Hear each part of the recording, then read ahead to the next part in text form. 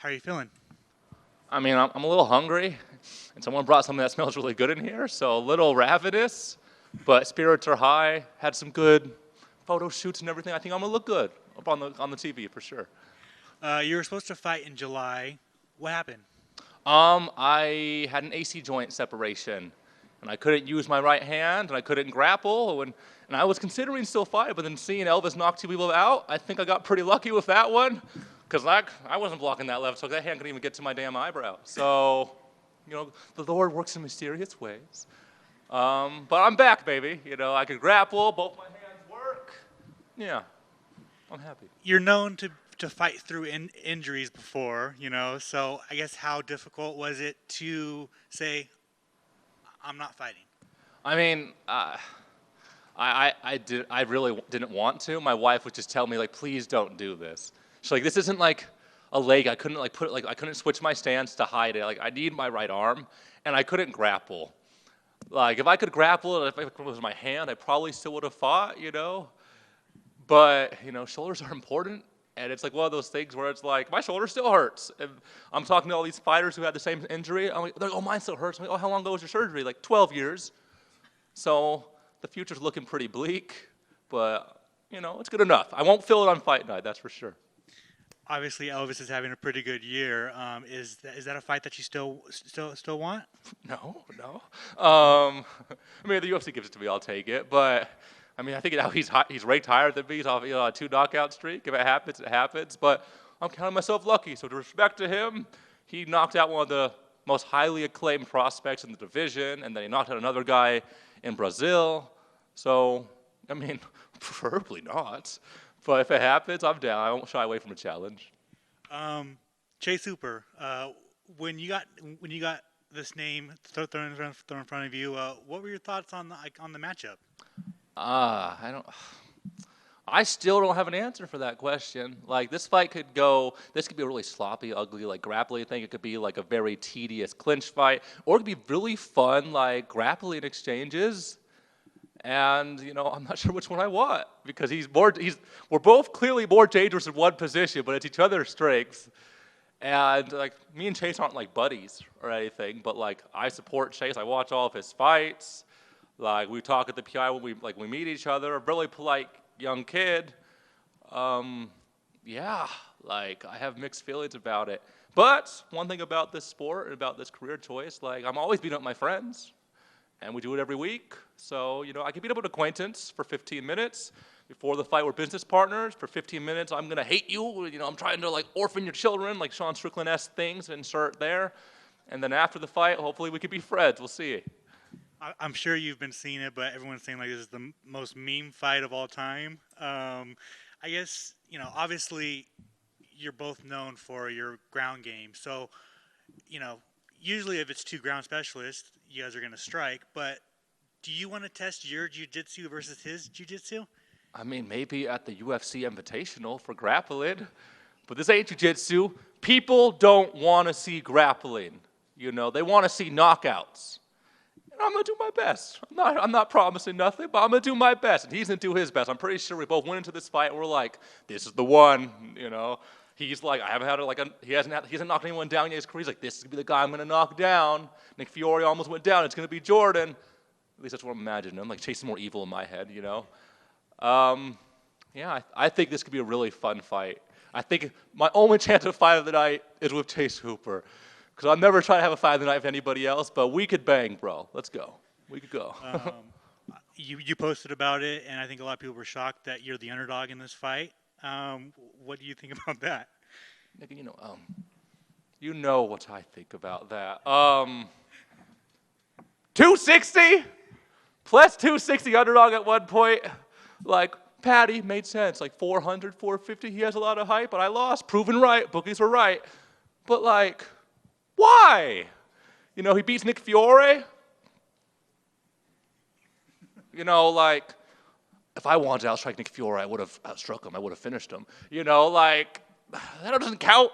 But, people have a very short memory. We're both coming off our best striking performance, and he landed like top 5 most significant strikes at lightweight against Nick Fiore, who ruined it. So I blame Nick Fiore for the damn odds. The bookies are going to pay for this one.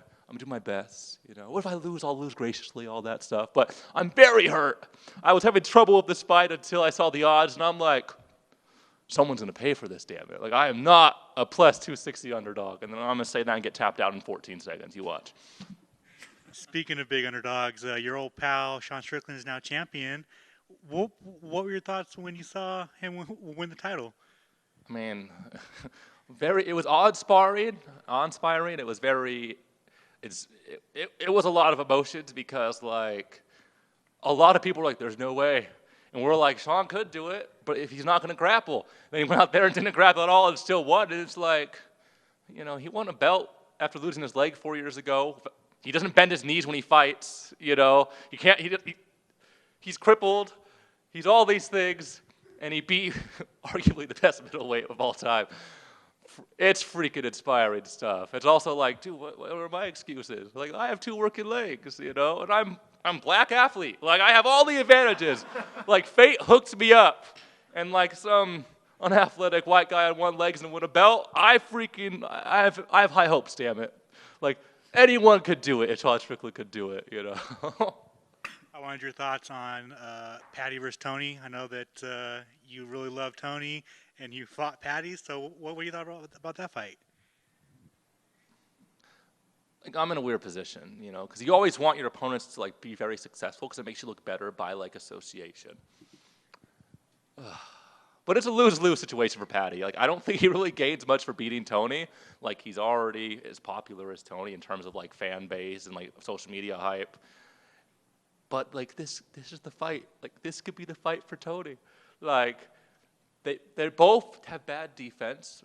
Statistically speaking, they may improve it. People will be putting me in the comments like, you're an idiot. You're wrong. But neither of them have really shown good offensive wrestling, good defense, or good one-punch stopping power, really. So like, this is the one for Tony. Like, I think Tony could do this one. I hope he does. And I hope it's not a decision because things happen when you decision Patty Pimblett.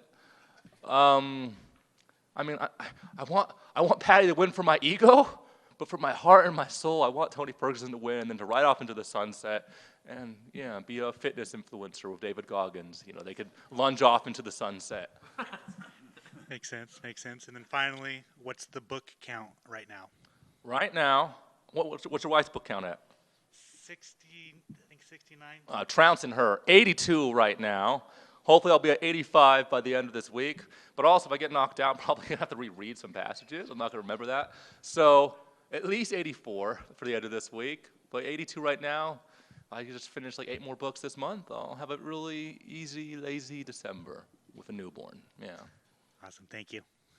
I've just got one. You kind of mentioned it. I was wondering what your thoughts are on the whole David Goggins training. Like, what's, like, from a serious standpoint, what do you think of that kind of training for a fighter?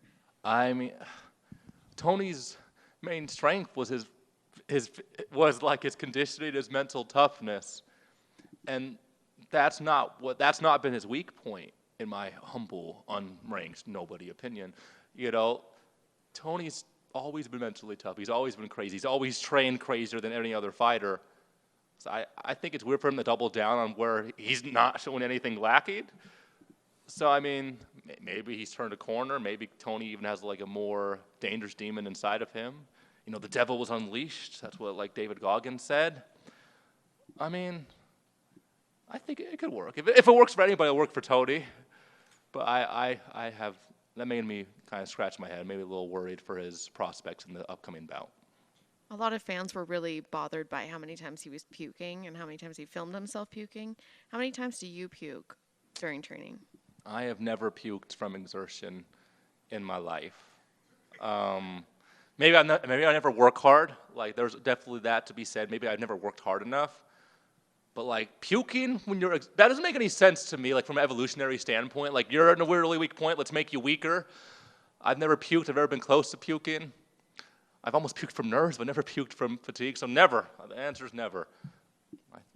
Never. One last one for me. In your explanation video of your first fight, you said that you didn't know about a jock strap. So if anybody who hasn't heard that story, can you tell it? So because, I only did wrestling. You don't wear a cup in wrestling. I never did any sports. And there's no man in my house to talk to me about, balls and athletic cups and everything. My first amateur fight, I put on the cup upside down because, logic would tell me it's like a triangle shape, and the wide part is for the balls. Okay, that makes perfect sense, okay? So I put it on, and I'm like, these things are uncomfortable as hell, And, there's one point where I'm in a guillotine, and, it pulls down, my pants, and it's, stretching my jock strap, and I'm like, my balls are about to pop off in this fight. So, after the fight, I'm I'm talking to my coach, I'm like, what do you do with your cup? How do you make this more comfortable? And he's like, you're just upside down. And I was like, oh. So then I learned, but also I didn't have a fitted mouthpiece until my fourth fight anyway. I was just an idiot, I read a lot, but I think I read to make up for mental weaknesses and intellectual deficits because, I just, no common sense when it comes to that type of stuff for sure. I could have Googled it. I Google everything now, but back then I didn't know what to do. Jordan over here. I mean, for you, someone like you that trains at Syndicate a few minutes away and you put in the work at the PI pretty often, do you prefer fight week here in Vegas at the Apex, or I know the fight didn't go your way, but would you enjoy more going to London or something like that? Oh, little correction, this is my first camp completely at Stream Couture, so I'm XC for life, for this camp. In regards to fighting out the Apex, I prefer the Apex. It's the best. I've only fought in London where everyone hated me and threw stuff at me, and I smacked a fan. That was a really, divisive, bad experience for me. And then, not to mention the teabag, all that stuff. And the Apex is it's cozy. I love all 14 people that show up to my fights. It's really nice. I'm like, I know the one person. But one downside is my wife hasn't seen me fight since I've been to the UFC, since I got my Contender Series thing. My wife hasn't seen me fight since the end of 2018. So now majority of my fights have been without family there. So that's kind of a weird position. So T-Mobile's the goal. I'd love to fight at T-Mobile, but Apex is nice. That's a good second place for me. So you'd like to fight in any arena as long as it's not a hostile environment against you? Yeah, as long as there's a nice tax code for the place I'm fighting, I'm down. Send me to anywhere in America, maybe not MSG, because that's kind of a dump. Madison Square Garden's kind of trashy, if I'm being honest. It's pretty bad. So was the O2. But I'll fight anywhere, damn it, anywhere, anytime. But yeah, the Apex is nice. T-Mobile would be a dream come true, though. Awesome. Thank you. What about the Sphere? Sorry. What about the Sphere? Would you fight there? Ooh, that would be fancy. They want to do that for the Mexican Independence Day one. So, I'm not the right melanin. I'm not sure I'm going to make the cut for that one. But that would be nice. I'll work on my Spanish. The Sphere would be nice. Anywhere in Vegas would be pretty awesome, or anywhere nearby. Even if they do a Cali card, I'd be down for that once, But yeah. And just to follow up with what you were talking about with Jeronimo, has the wife gotten to see you fight, or no, because she's taking care of the family? No, my wife hasn't seen me fight since I've gotten my contract. Last time she saw me fight was when I fought in Ohio, in a, what's it called, a Freemasons temple. So she hasn't seen me fight in a legitimate crowd yet. So that'd be nice. I'd love to get a ticket for her, but the VIP experience and all that. But yeah, my wife has more things to worry about. So my baby's due 4 days after the fight. So this has the potential to be the most stressful week of my life. That's my main concern for this entire camp has been just don't go into labor on the weigh-in day or fight day, and it'll be good because I'm sorry, I'm not going to do the whole thing where she's going into labor, you got to win this fight early. No, I'm out. The fight's not happening. I'm going to faint backstage. You'll see it. My wife goes into labor. I'm sorry. I'm not going. I'm not fighting. I'm sorry, Chase. Sorry, UFC. But yeah. Would love to see my wife. I want my wife and my mom to see me fight in the UFC at least once, and that would be nice. I miss having them in the crowd. Excellent, man. Can't wait to see that happen, and good luck on Saturday, and with the baby. Oh, thank you. Appreciate that.